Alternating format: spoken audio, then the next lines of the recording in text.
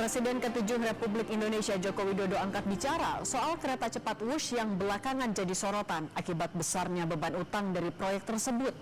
Jokowi bilang proyek itu dibangun lantaran kemacetan Jakarta yang sudah sangat parah. Halo Sobat Pongpong, kalian pasti udah gak asing lagi nih dengan kereta cepat Wush yang jadi proyek ambisius. Ini disebut-sebut sebagai simbol kemajuan transportasi di Indonesia.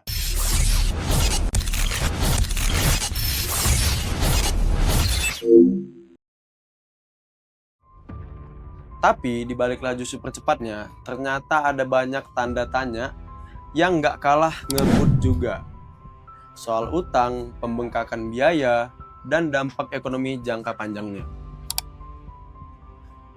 Proyek kereta cepat Jakarta-Bandung resmi beroperasi pada Oktober 2023 dan menjadi kereta cepat pertama di Asia Tenggara.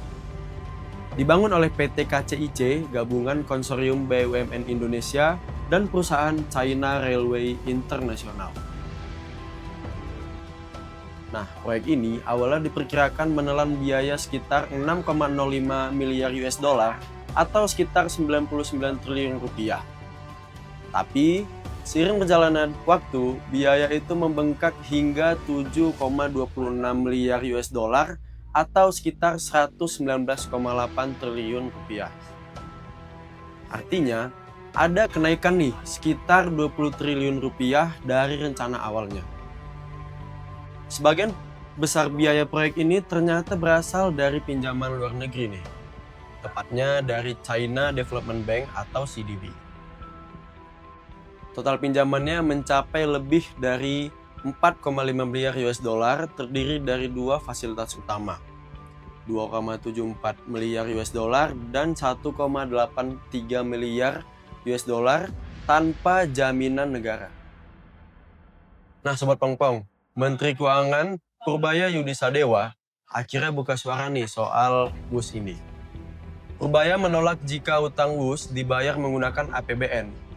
Karena itu merupakan tanggung jawab Badan Pengelola Investasi atau BPI dan Antara Indonesia yang menaungi proyek tersebut. Pernyataan ini memperjelas bahwa pemerintah tidak akan menggunakan uang rakyat untuk menutup utang proyek ini, yang seharusnya diselesaikan secara bisnis to bisnis atau B2B oleh pihak pengelola. Namun publik menilai nih, meskipun APBN tidak langsung digunakan, risiko keuangan tetap ada, terutama jika proyek tidak mencapai target penumpang dan pendapatan. Menariknya, proyek serupa di luar negeri justru jauh lebih efisien. Nah, contohnya ada Saudi Land Bridge Project di Arab Saudi, jalur kereta cepat penghubung Laut Merah dan Teluk Arab nih. Dengan jarak yang lebih dari 1.300 km, proyek ini menelan biaya sekitar 7 miliar US dollar, hampir setara dengan Wush yang hanya 142 km. Perbandingan ini bikin banyak pihak mempertanyakan kenapa biaya kereta cepat di Indonesia justru jauh lebih besar padahal jaraknya jauh lebih pendek.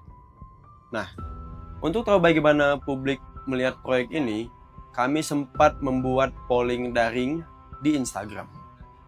Nah, mayoritas respondennya yaitu sekitar 53% menilai proyek ini lebih banyak membawa risiko utang dibanding manfaat langsung bagi rakyat.